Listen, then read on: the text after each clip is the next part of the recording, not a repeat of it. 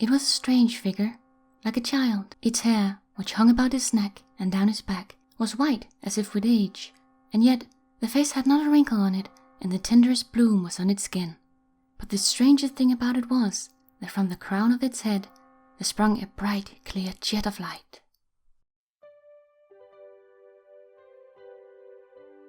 Hi guys! In today's video we'll be doing my interpretation of the Ghost of Christmas Past.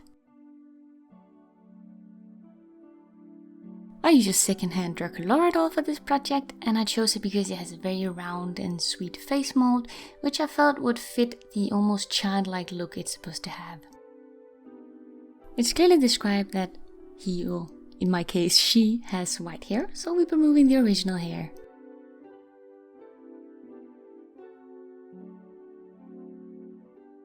Once the hair's all gone, you can use some acetone under the polish remover to remove the original face.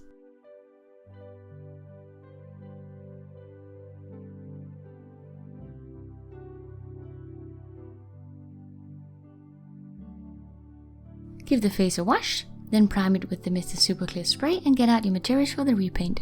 In my case, that's watercolor pencils, a bit of alcohol ink, but you can also use acrylic paint, and some chalk pastel. I start by sketching out the eye shape using grey, so I could get the proportions right and make the two eyes match, which is always a challenge. And I wanted her to be looking upwards and a little off to the side, as if she's recollecting the memory of the past that she's going to show. Then I start blocking in the colors using my white pencil and grey for the eyes. And when you work in your watercolor pencils in your repaints, it usually does take a few layers to build up opacity, so between each layer you'll seal with the spray again to set in your progress. It gives grip back to the surface, and then you can work on top. The gold alcohol ink, which you could also substitute for acrylic paint, I used in this case as eyeshadow because I wanted a reflective metallic look. It didn't show that much, but I just thought it was a nice detail. I usually use my pencils for areas that I want to be quite sharp and defined, and whatever I want to have a more soft look or shading, stuff like that, I use my soft pastel, and I do that a little bit later.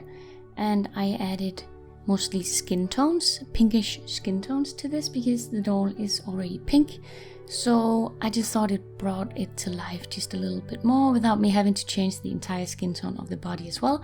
So the basic shading was skin tone, and then added a bit of pink and white highlights on top. My basic process whenever doing my repaints is just to build it up in layers, so when I reach a point where I can't build up any more opacity, or I reach a point where I'm scared of messing something up, then I want to save my progress. Then I seal with the spray, let it dry for a bit, and then start work on top.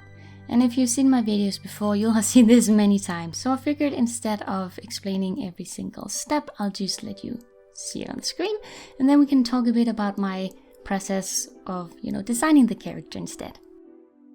So for those who don't know, The Ghost of Christmas Past is from an old tale by Charles Dickens called A Christmas Carol, where a grumpy old man named Scrooge gets visited by three spirits, one being of Christmas past, Christmas present, and Christmas future, or Christmas yet to come. So I had a look at the description of this spirit in order to make some first concept sketches and stuff, and some of the basics are that I think it's described as a he, but I decided to make a she. That he was wearing white and was kind of ageless but had white hair, sort of androgynous but still mentioned as a he. And he had a blazing light on his head, kind of like a candle, and he had a very lustrous belt, and he carried a metal cap, kind of like, a little extinguisher for candles. But I think that's about it. Also, I think he was carrying a branch of holly maybe. But honestly, there was not that much to go with. But again, that just opens up for your own creativity, which is also kind of cool. So I tried to make a very kind, childlike looking face, very sweet, with a bit of pink to the cheeks and round eyes, just to really clash with that white hair again, to bring in the kind of ageless quality. And I've done this with dolls before. I love giving dolls white hair just because I think it looks magical. The outfit was actually the hardest to come up with just because there was so little to work from. And I thought to myself, how do I bring in this sort of luminous effect into a doll's outfit? And the best I could come up with was having it white as it was described, but then using metallic gold ribbons and stuff like that and thread that would kind of reflect the light a little bit to kind of bring in that luminous effect.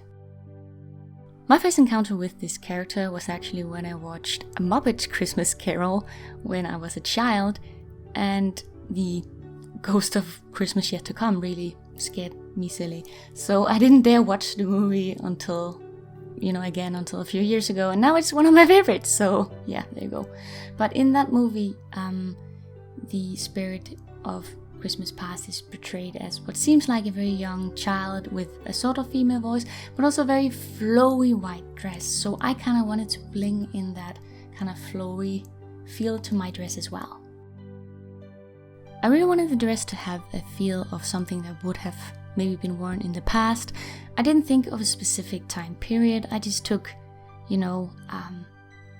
as features that would have been used in the past.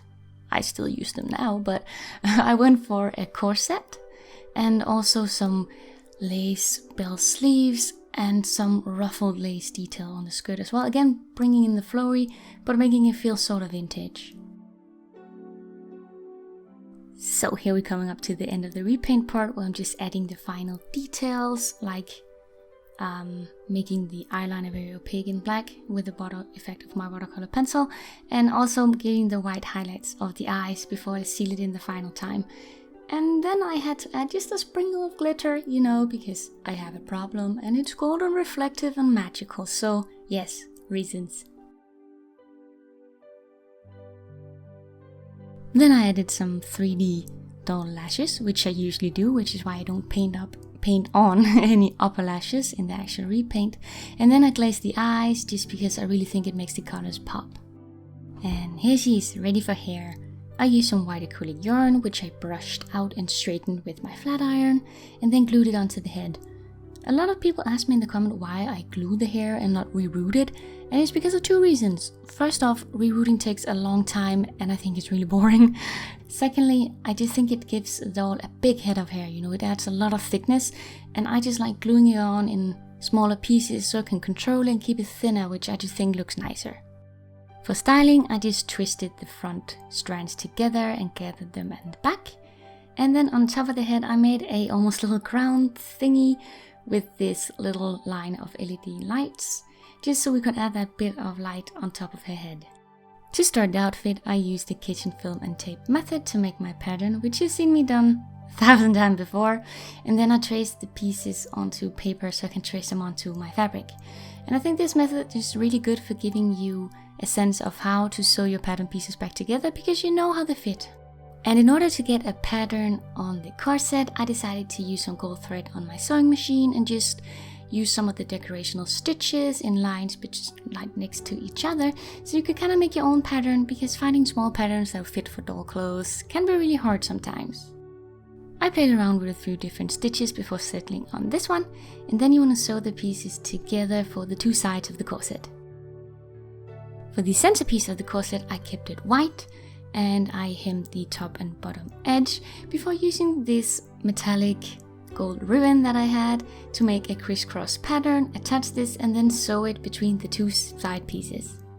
Now you can fit it on your doll and close the back with Velcro, buttons, whatever you want, but I won't be doing that until the very end. Now for the top, you also want to make a pattern piece for the top of the sleeve and the bottom of the sleeve, and I used this lace ribbon for all of the top pieces that wasn't stretchy, and I just cut out all the pieces and then sewed them together.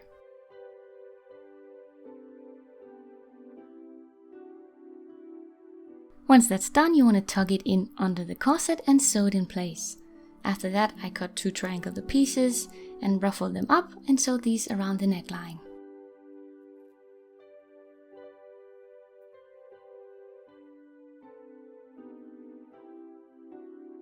After that, I used the same gold ribbon as before to add a trim around the neckline and also at the opening of the sleeves. For the big belt that's going to go underneath the corset, I used some more metallic ribbon that was quite wide, and then sewed together the two pieces in a point like this. After that, I went on to the skirt, which I made a very simple pattern for, almost like a bell shape, which I will cut 1 for the front and 2 for the back. Then you want to cut out the pieces in white fabric, hem the edges, and then sew together.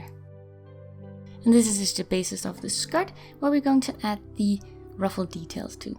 So for the big ruffles, I cut out long strips of lace fabric, which I gathered by the top edge, and then I pinned them around this base skirt and sewed them in place in layers, and I did 3 big layers. And here's all 3 layers on. You can trim the length if you need to, and then to hide the top edge of the top one, I sewed on the big belt, and then you can layer the corset and the top over that. And that finishes off the outfit, and then she's ready. I tried to go for some artistic lighting shots, but that was honestly kind of hard, but here you can see how much she actually lights up.